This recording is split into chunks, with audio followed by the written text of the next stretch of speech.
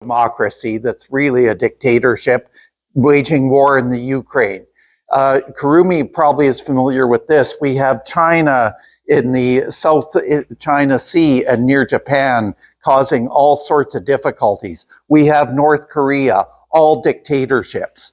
I think it's imperative that us democracies be better and more efficient, more effective. I think the best fight is to be a model of democracy. So how do we do that? First of all, I think and for Kurumi's benefit, Canada has a parliamentary system, which means that it's riding by riding. The first thing I think that would be very effective for why don't we elect the most powerful person in our country directly?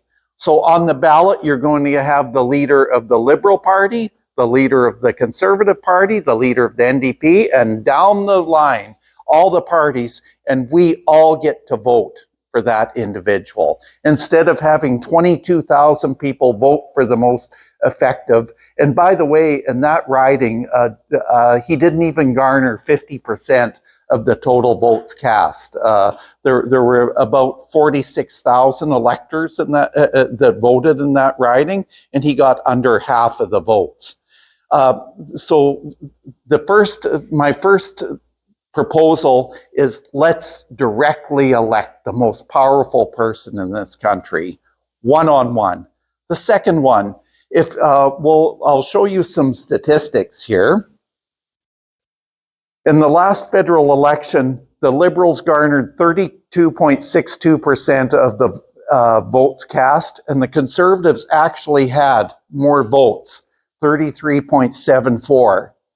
How about the seats allocated?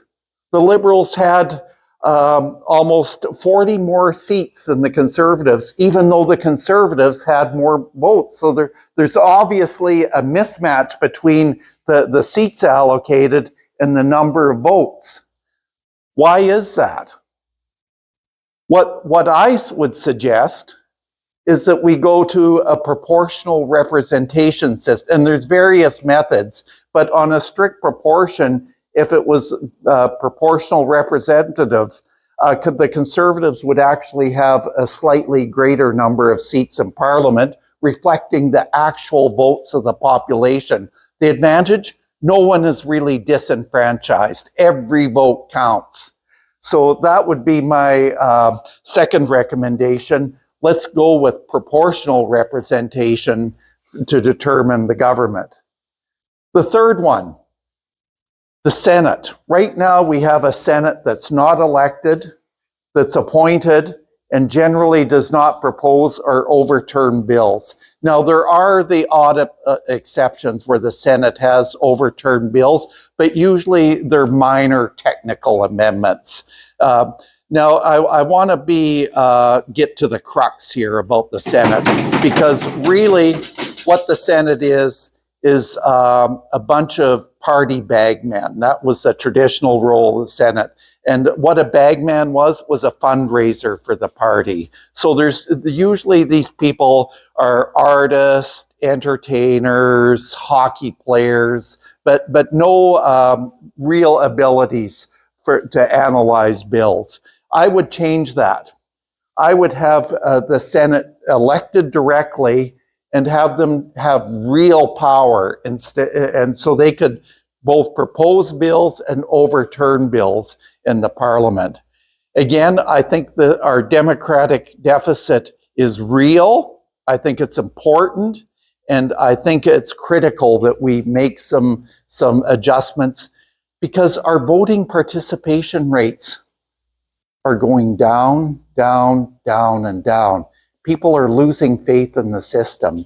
I think we need something where people have faith in the system and know that their votes count. So again, directly elect the Prime Minister, have proportional representation, so the party with the most votes has the most seats in Parliament.